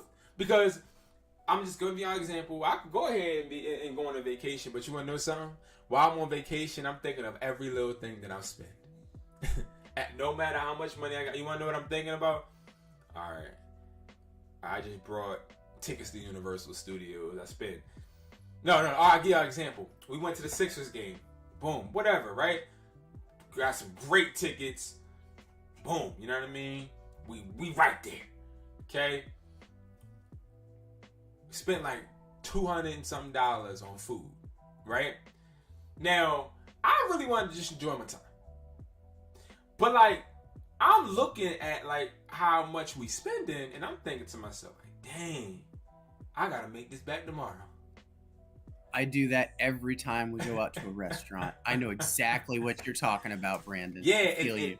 And you know, that stuff weighs heavy on you because it sort of kind of makes it to where you no longer enjoy after a while. It's more so you're always in your head because you're trying, you feel like you're always trying to stay afloat, and it can be staying afloat of something that a level you already in your head made up. You know, it doesn't have to be a level technically that you have to stay afloat. It's just you're competing with yourself. You know what I mean? And I get that. Where I think about it is I think of, okay, this cost a lot of. I got a lot of money that I spent, so I got to get to the point where it's not such a big deal. You think that's ever going to happen? As far as like getting to the point where it's never a big deal? Because guess what? The more money you make, the more you going to be like, yo, this is a big deal. You want to know why? Because like the more money we make, the more we value it. Because like if you, like think about it like this, right? Let's just say you make 3,000 in sales tomorrow. You're not going to think, oh, I'm going to make 3,000 the next day. No, you're going to sit back. You'll be like, okay, how the heck did this happen and how can I duplicate it? And that shows like our urgency to consider, like nothing is ever good enough. That's what I'll tell y'all. Like I used to think what you're saying, Andrew, like where it's like, all right, I'm getting to a certain, I got a certain bag, and now that I got that bag, I don't gotta worry about money. But you wanna know what? That never happened. It never came for me because every time I got a large sum of money, I always thought to myself, how can I keep it? How can I keep it? I feel you there. The only thing I will say is that as I do it, it becomes easier to repeat it. So it becomes a little easier to get Now, it, if that makes sense. That makes complete sense. It becomes a little easier. It does. But let me ask you this. With business, do you feel as though business is consistent? No, absolutely not. And I understand that as time goes on, I'll have to learn new things and get easier and better at those things. Yeah, to but what you're saying makes complete sense. It does, and that's sort of kind of where it's like the biggest thing when being an entrepreneur is understanding that at the drop of a dime, something could go wrong. And if the prime example, COVID happened and the toilet flooded in one of the stores because women were putting feminine products down the drain. So now I come into the store and it's just sewage and debris and you know what everywhere. And it's already a pandemic. I didn't get no PP loan. I didn't do that. I should have, but I didn't. So I'm like, in my head, I'm like, oh, I'm not getting no customers because everybody in the house. And nobody breaking their phones. Nobody's really selling phones because all these stores all these cell phone stores are home based now. And now the store floods. You want to know who had to pay for all of those repairs? Me. And that was like one of the moments where I realized like, yo, being an entrepreneur is really hell. Really hell. It's one of the worst things I think that people could do is become an entrepreneur. Because when you become an entrepreneur, you become somebody that has to put your business before yourself. Because guess what is more important at that moment for your family? Your business. And again, you know, your family might say, no, it's you. It's not. Because when it comes to the living that they have and they experience and the shoes on their feet or the place that they lay their heads, I'm not letting my daughter see a certain way of living. You know? Because I want her, I'm too busy teaching her, hey, the man is supposed to be on the outside when he's walking near the street. You be on the inside. Now, every time I walk her from school, you know what she tells me? Daddy, you on the right side. Right. So I'm too busy doing that and building a way for her to be able to, you know, sustain her life in the way she needs to or she wants to. Because as kids, I gotta watch I gotta watch when I say like she needs to or like she's going to or like because as parents we tend to like try to drive our kids to something, and it's like our kids are their own person. We can want for our children, but they're gonna do what the heck they want and they should, right? All we can do is just show them what we do and hope that they follow or do something similar or, you know, stay on the right path. So I say that to say, stop trying to look at other people and think that the grass is greener, because 9 times out of 10 is mud, puddles, and a whole bunch of other stuff over the fence. Is that a good habit or bad? What, Sleepy Jet? Is what a good habit or bad? So yeah, like it's a lot, but I wouldn't trade it for nothing. I wouldn't trade it for anything. You know, I really wouldn't. I wake up and do what I love. Somewhat. You know what I mean? This is what I love. Phones, I don't really like that. But I love this. But devices. I like dealing with people personally. Yeah, like I like dealing with people. I like seeing people's results. I like actually seeing how I can help individuals. But other than that, I don't like much of the phone and electronic business. I don't, because it changes too much. You know what I mean? It changes a lot. But Totally. it is what it is. It is what it is, y'all. But yeah, y'all, I'm about to skedaddle and get off because I need to take it under so that I can get up on time in the morning. But everybody that watched this live, I just hope that you got some gems. And I also hope that you join the Discord and talk. If you're in the Discord and you're watching this and you don't talk, I'm going to kick you out. Oh, I know me and Brandon yesterday were talking about how sometimes it feels lonely in there. Speak up, guys. Yeah. And we're definitely going to, which so my main thing was I used to want to charge for people to get into the Discord. And a lot of my friends that do social media and have Discords, they charge. And they're like, well, yeah, you should do that because then if you charge, then they want to make use of it. My main thing with that is everybody, I don't want to charge for you to get in, only to use certain things that cost me money. Like if it costs me money, I'm charging. You know what I mean? Of course. But I think that it's some people out there that don't got no money.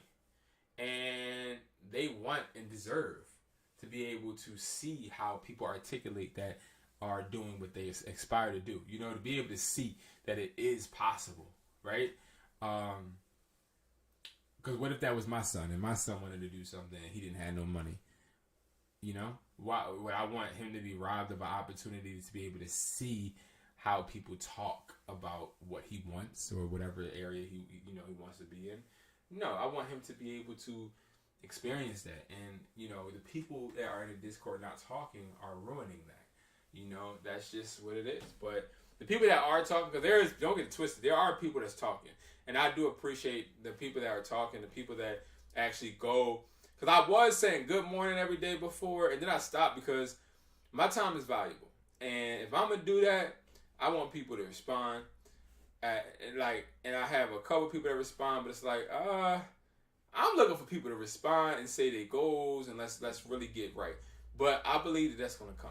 I do. I believe that it's going to come. I think that it takes a lot for people that aren't used to holding themselves accountable to hold themselves accountable.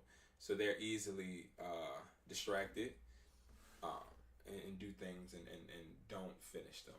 But join that Discord, y'all. And I will see you guys tomorrow. I did just drop a video, so watch that for sure. Appreciate What was that video about, by the way, Brandon? Delegation. So that video that I dropped at 8 p.m. is about how you can outsource and delegate different things to help your phone flipping business. That's what that was about. And the one that dropped earlier today at like 11 a.m.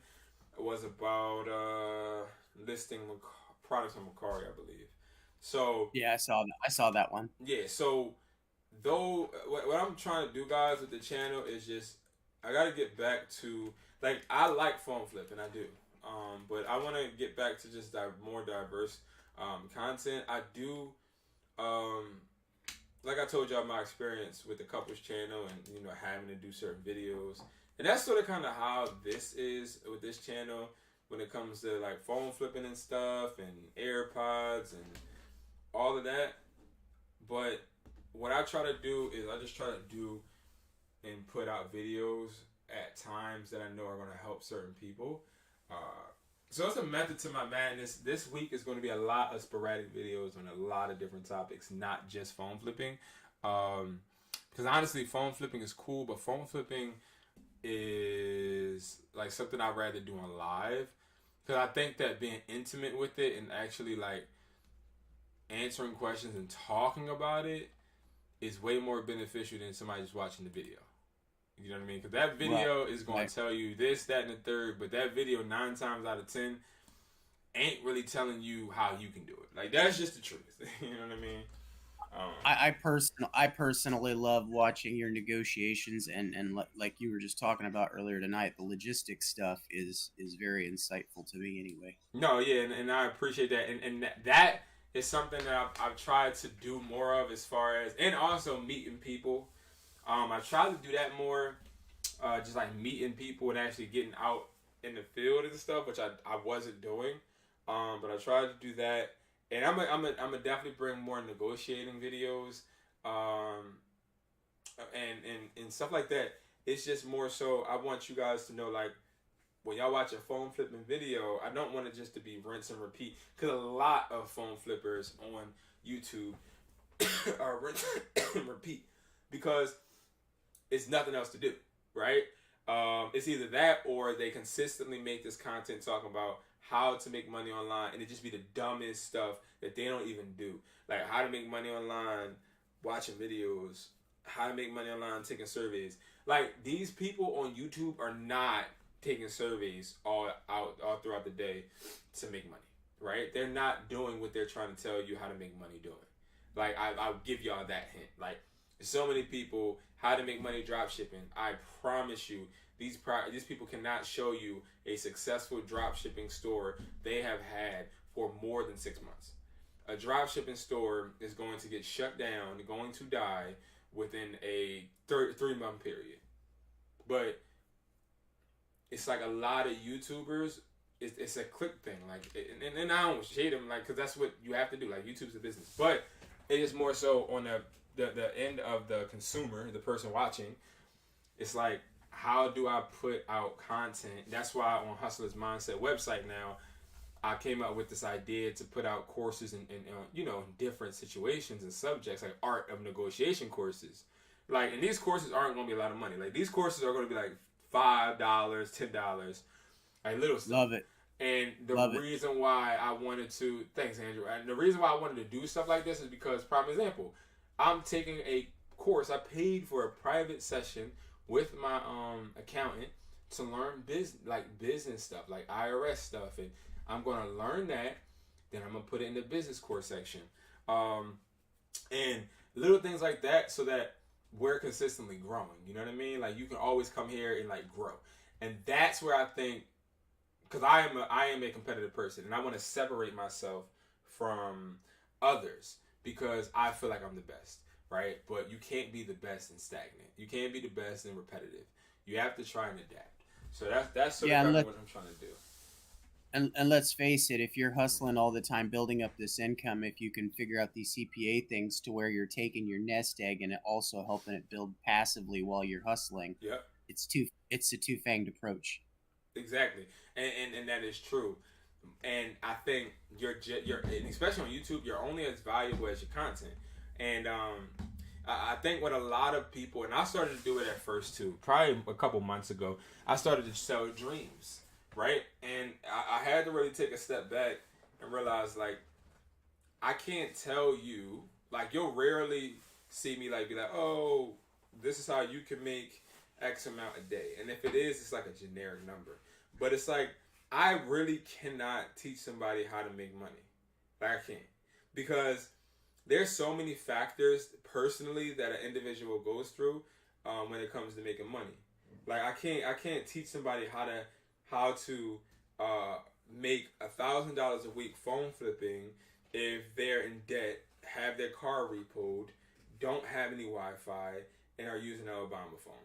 Like, it's translation, don't have their stuff together, Brandon. Exactly, right? Because I'm telling you, like, that is people like that. And then you have the people that hit you up and they're like, oh my God, I'm from somewhere in the world and I don't have any money, but I really, really, really, really, really, really, really want to learn.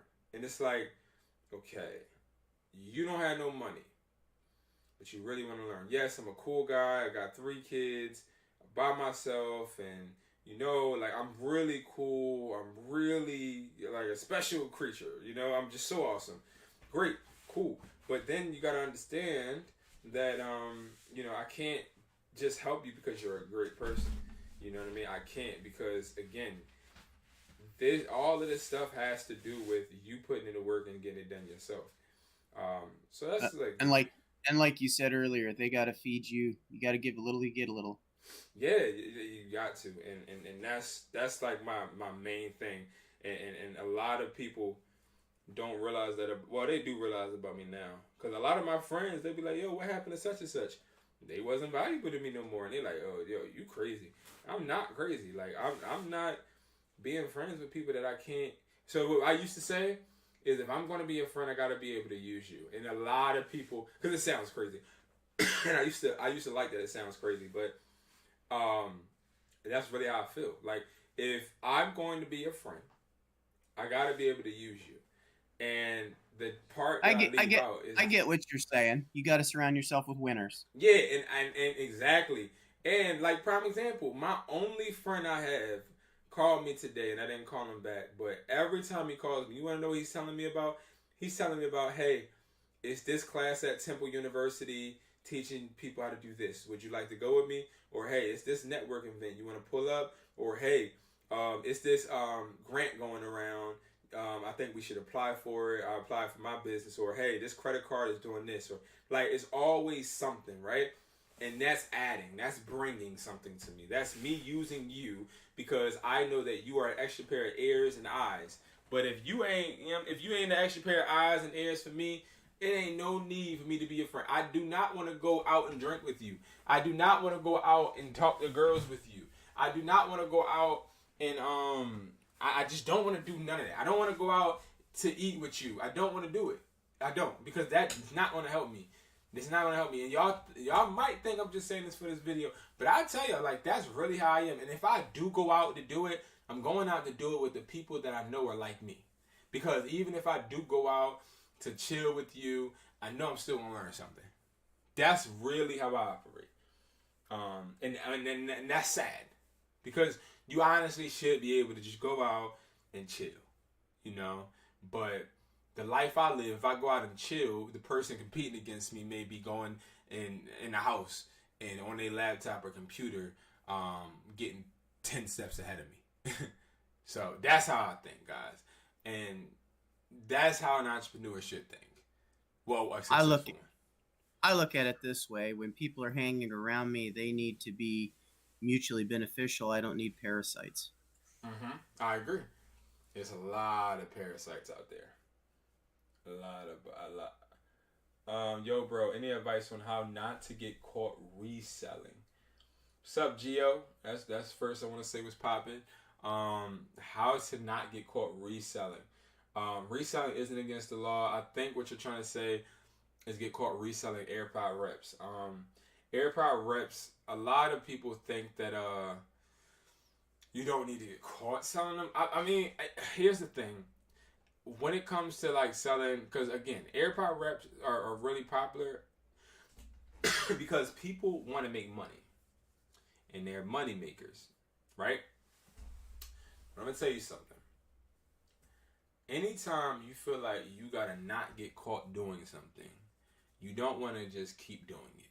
Even if it ain't illegal, even if it ain't that deep. But what I say is, make sure you post it on the right platform. Make sure that you are doing your due diligence when it comes to your listing tips that I try to tell you guys in videos, of course. Make sure you're not including Lightning. I do include Apple sometimes now, because that's the new hack to get your stuff not taken down. Make sure that it's listed as used too, not new. And then you can put new in the description. That's a hack too. So yeah, it's a lot, bro. It's a lot. But I think I just made a video about that. I think. But nevertheless, yeah. AirPod replicas are good, guys, but I'm more of a product guy. I'm more of a product box type of guy. I actually got to ship this one out, but I'm more of like I want to make sure that I got products, because these products that I got are never going to die. You know what I mean? So that's what I'm more so on. The AirPods are cool, but I mean, teach his own. I don't really not like them, but yeah. No problem, man. Thank you so much, man. Thank you for being a part of the family, man. I appreciate you. Thank you for popping in. And listen, let's make this money. That's it. But yeah, I'm about to get off because I'm gonna be tired in the morning. Good chat. Good chatting, Good Brandon. chat, man. Thank you, Andrew, for stopping by, man. You know I appreciate you from here and the moon, man, and back. I appreciate you so much, man. And I'll talk to you later for sure. But yeah, guys, I'm about to get off. I'll see you guys later. I hope you guys make money work for you. I am out.